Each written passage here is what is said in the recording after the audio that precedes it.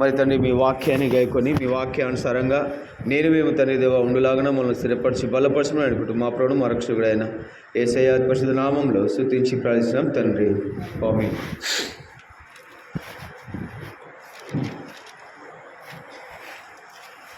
12వ అధ్యాయము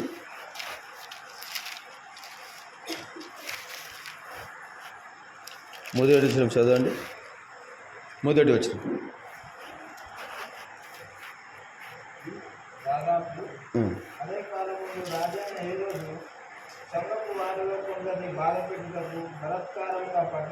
ఏదంటే దాదాపు అదే కాలం అంటే ఇంకా మనం ముందుకు చూసుకుంటే 25 వచనం 26 వచనంలో వారు 26 వచనం పైన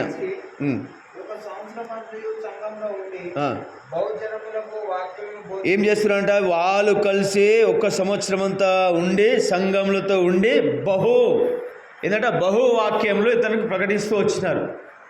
ఎలాగ ప్రకటించారు? సంఘం అంతా ఒక్కరు కాదు, సంఘం అంతా ప్రకటించినప్పుడు అదే కాలం ముందు సాతాను ఒకరు ప్రవేశించినట్లు.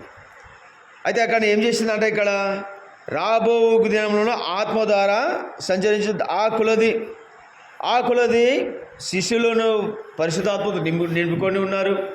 మరి ఇక్కడ మనం 2వ వచనంలో చూసుకుంటే 12వ అధ్యాయం 2వ వచనంలో చూసుకుంటే యెహోను సహోదరుడైన యాకోబు ఖడ్గంతో చంపబడింది. ఎందుకంటే దేవుని వాక్యము బోధిస్తూ దేవుని మార్గంలో నడవాలని ప్రయాసపడుతున్నకి ఇవి సాతానుడు ఆ కార్యం చేయనీయడు. అందుకని ప్రేమిటి సహోదరుడా ఇక్కడ మళ్ళీ 3వ వచనం చదువు. 3వ వచనం 12:3 ఏంటంట? ఇది యూదులకు ఇష్టమైన కార్యము. ఏది ఇష్టమైన కార్యము? దేవుని సన్నిధిలో నడుస్తున్నప్పుడు, దేవునికి మనము ఇష్టలుగా ఉన్నప్పుడు అవి సహించరు కదా. అందుకని ఈ మాటలు ఇక్కడ చెప్తూ మళ్ళీ 4వ వచనం చూసుకుంటే 4వ వచనం ఎవరిని పట్టుకున్నాడు? ఇక్కడ పస్కా పండుగకు అవతల చూస్తుంటే అతన్ని పట్టుకొని చెరసాలలో వేయించి పస్కా పండుగ పిమిట ప్రజలైతే అతన్ని పస్కా పండుగ అయిపోయినాక ప్రజలను తేవాలని అతను బంధిస్తూ వచ్చిండు. మరి ఆ బంధింపులు ఉన్నప్పుడు ప్రేమిటి సహోదరుడు 5వ వచనం చూసుకుంటే 5వ వచనం ఇప్పుడు అక్కడ పేతురు ఏం చేసాడు? చెరసాలలో ఉంచబడ్డాడు. సంఘం ఏం చేస్తుంది? ఆసక్తితో ప్రార్థన చేస్తుంది. ఎట్లా?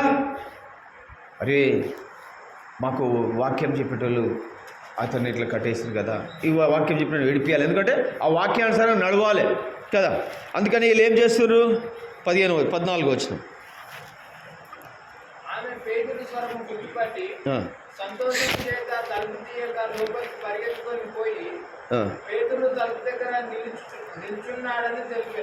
ఎవరు? ఒక చిన్నది కదా, ఒక చిన్నది ఇక్కడ ఏం చేసిందంటే ఇక్కడ ప్రార్థన వాళ్ళందరూ కూడుకుంటున్నారు. ఏంది సంఘమంతా ప్రార్థన చేస్తున్నారు. ఎందుకు? ఆ పేతురును చెరసాలలో వేయించాలని కదా. మళ్ళీ 12వ వచనంలో 12వ వచనం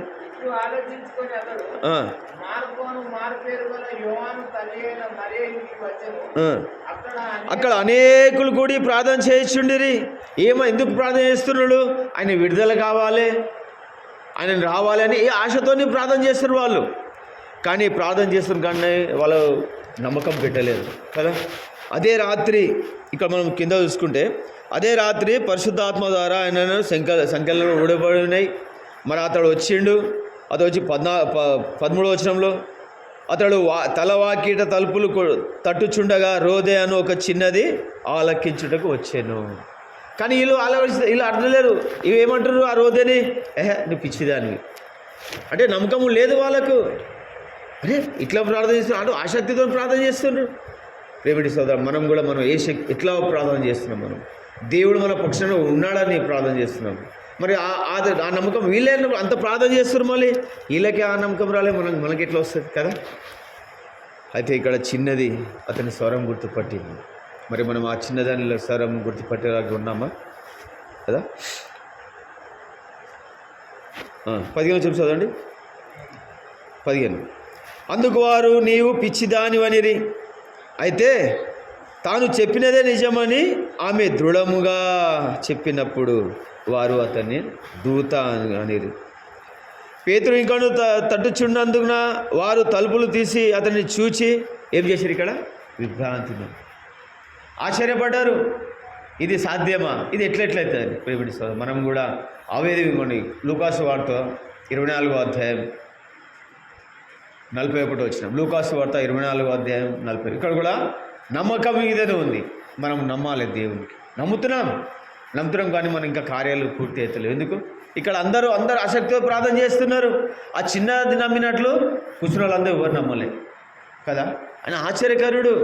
జనులు చెప్పుకోవాలంట. ఇప్పుడు మనం చూసి జనులు చెప్పుకోవాలి. ఇగో చూడు వాళ్ళ దేవుడు ఎంత కార్యం చేస్తున్నాను.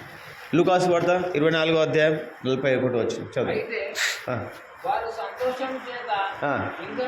చూడు, మనకు సంతోషం ఉంది, ఆనందం ఉంది, దేవుడు అని వస్తున్నాము, సంతోషపడుతున్నాము. ఇంకా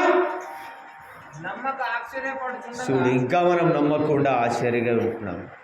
మనం ఇంకా నమ్మతలేము దేవుడు మన పట్ల ఆశ్చర్యకార్యాలు చేస్తాడని. ఇంకా నమ్మతలేము. యోబు కూడా ఆ మాట అంటున్నాడు. 9వ అధ్యాయము, యోబు 9వ అధ్యాయం 16 వచ్చినాం అనుకుంటా. చూడండి ఒకసారి. యోబు 9వ అధ్యాయం 16 వచ్చిన.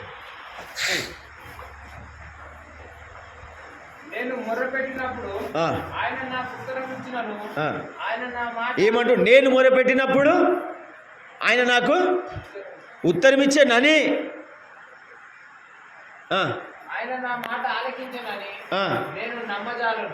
నేను నమ్మజాలను. ఇప్పుడు ఆయన కూడా అదే అంటుడు. అంత దేవునికి ఇష్టలుగా ఉండి ఆయన కూడా అదే అంటుడు, నా మాట దేవుడు వింటాడని నమ్మజాలను, వింటున్నాడని. అని మనకు కూడా అపనమ్మకం ఉంటుంది. ఎలాగుంటుందంటే మనము అపనమ్మకం ద్వారానే వస్తుంటాము. ఇప్పుడు ఇలా అనేకులు ఏం చేస్తారు? ప్రార్థన చేస్తారు. అనేకులు మళ్ళా అలా కూడుకొని అనేకులు మళ్ళీ ఎప్పటిదాకా ప్రార్థన చేస్తుంటాము. ఆల్రెడీ ప్రేయర్ అనుకుంటా బహుశా ఆ దినం కదా. ఎందుకంటే ఆయన రావాలి, దేవుని వాక్యం అనేకులకు ప్రకటించాలని సంఘం ఆశ.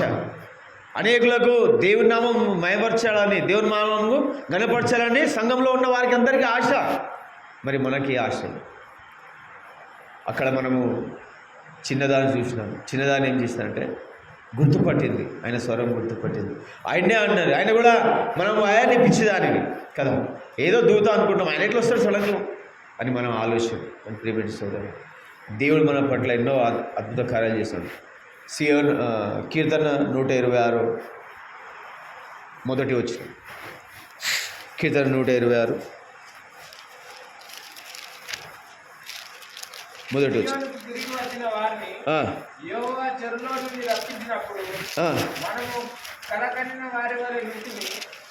మన నోటి నిండా నవ్వులను, మన నాలుక ఆనందగానంతో నిండి ఉండెను.